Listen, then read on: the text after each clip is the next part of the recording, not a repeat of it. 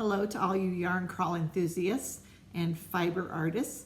My name is Robbie Feuerstein and I am the Cowgirl Yarns knit doctor, and we're going to take a couple minutes today to help you work through some of those small knitting problems or mistakes. We all have those projects that we're working along and they end up with a mistake. You don't know what to do with it, and then you just put it away in a closet and it sits. And that breaks my heart because I feel like you've put a lot of time and effort into your projects.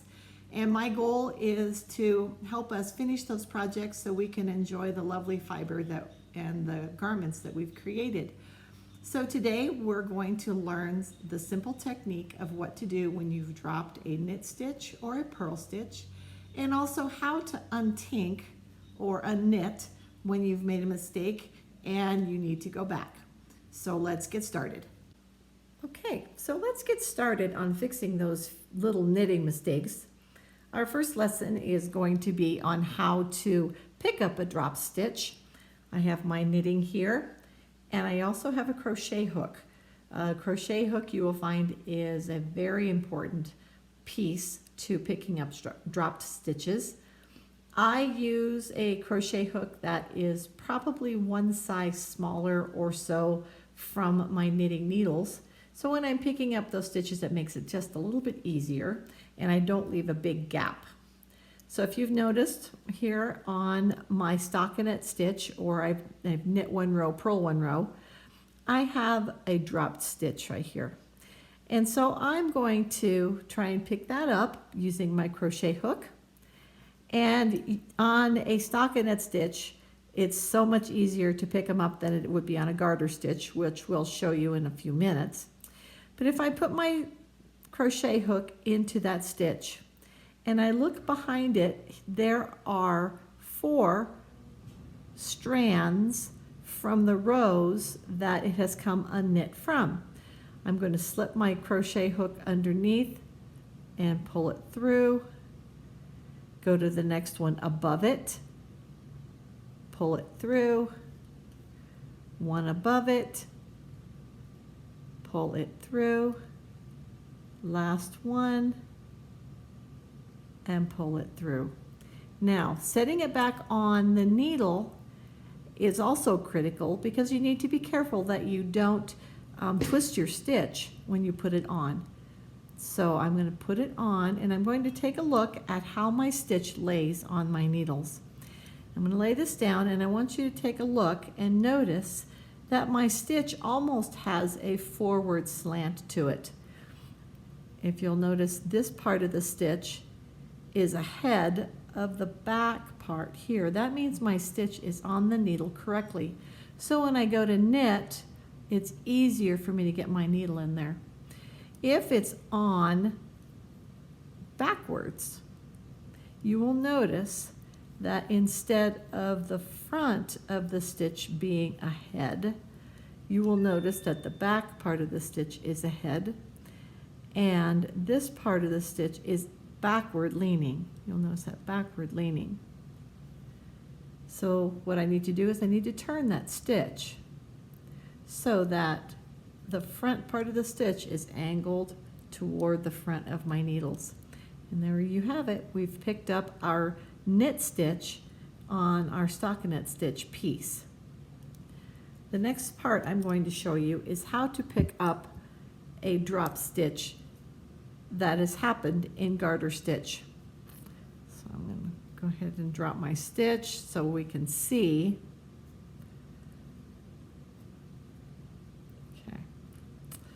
All right, put that out of the way. So if you'll notice, in garter stitch, you have one row of purl bumps, and if you look between, you will see that there is a row of knit. Because when you do garter stitch, you knit everything. You knit all of your rows. Picking up garter stitch is a little bit more tricky than it is when you have your stockinette stitch or your knit one side rows and your purl one side. So if you'll look beneath this dropped stitch is a ridge or a bump. That means that this stitch is a purl stitch, and I want to look above it, and you'll notice a little bit of a V. That means that our next stitch that we need to pick up is going to be a purl. And I need to take this ridge or this strand and put it to the front. Put my needle, my crochet hook, through the back side, grab onto that strand and pull it through. I'm going to rotate my crochet hook to the next row of yarn here, and I'm going to pull it through. I need to remove my crochet hook and bring this next row of yarn over to the front. Put my crochet hook in through the back, pick it up, and pull it through. I can turn my crochet hook, pick up the next, pull it through, and as we talked about putting our yarn on the needle, get this out of there. When I put my yarn on the needle, I need to make sure that my stitch is not twisted, because it will leave kind of a funny looking stitch if you don't turn it so it's going the correct direction. So if you'll look, the legs of the stitch are pointed toward the front of the needle, and we are ready to go again.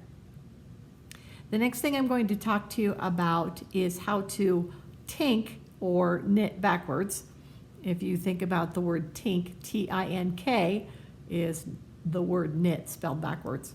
So some people call it tinking, some people call it unknitting, but this is very helpful when you have a mistake that you need to work backwards to.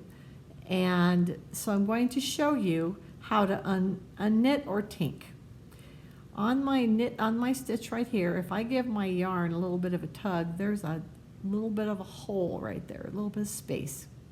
I'm going to put my needle in through that hole, drop my yarn from my right hand needle, and give it a pull. Same thing. I'm going to stick my needle in through that hole, drop my stitch, put my yarn in through that hole, drop the stitch from my right hand, remove the yarn. Once again, into the hole and off. Okay, that's how you untink a knit stitch. All right, so let's look at untinking a purl stitch.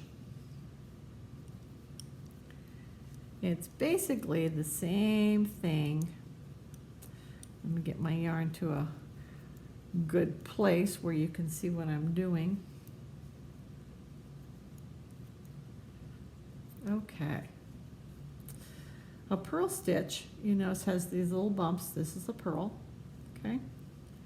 But basically the same thing. If I give my yarn a little bit of a tug, you can see that hole right below the stitch right here.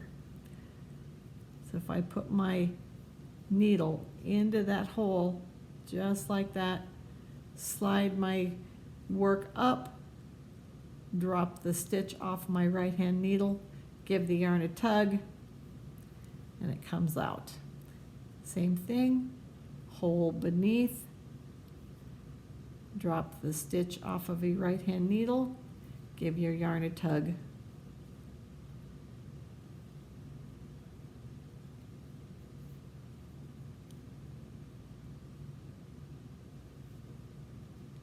Okay, once again, put your needle through that little hole right there underneath the stitch. Drop your stitch off your right hand needle, give your yarn a tug.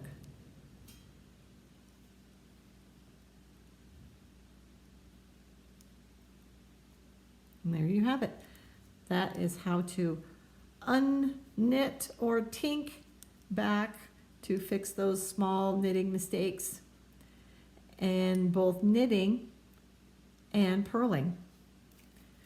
So that's our first lesson on fixing those mistakes. Hopefully we'll have some more installments on how to fix even more mistakes.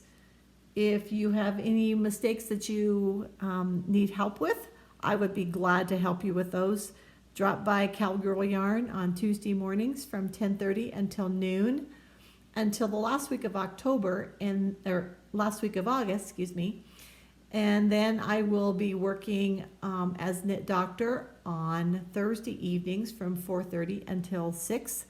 So drop by, bring those knitting projects. I will be glad to give you a little instruction on how to fix your mistakes, or give you a little note in your work as to what mistakes you did make, and see if we can't help you learn a little bit more about your knitting projects. So I look forward to meeting you, and happy knitting.